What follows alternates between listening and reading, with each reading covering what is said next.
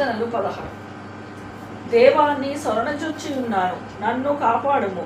నీవే ప్రభుడవు, నీకంటే నాకు క్షేమాధారం ఏమీ లేదని యెహోవాతో నేను మనవి చేయుదును.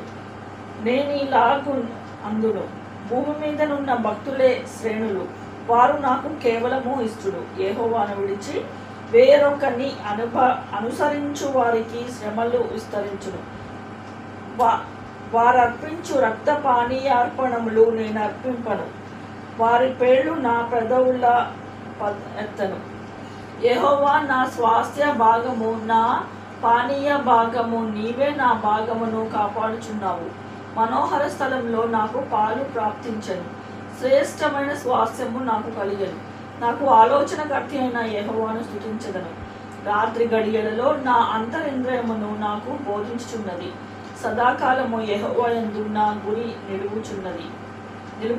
ఆయన నా కుడి పార్శ్వమందు ఉన్నాడు కనుక నేను కదల్చబడను.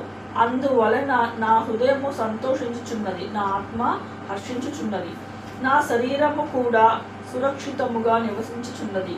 ఎందుకనగా నీవు నా ఆత్మను పాతాళంలో విడిచిపెట్టవు, నీ పరిశుద్ధుని కుళ్ళు పట్టనియ్యవు. జీవ మార్గము నీవు నాకు తెలియచేసదవు. నీ సన్నిధిని సంపూర్ణ సంతోషము కలదు, నీ కుడి చేతిలో నిత్యము సుఖములు కలవు.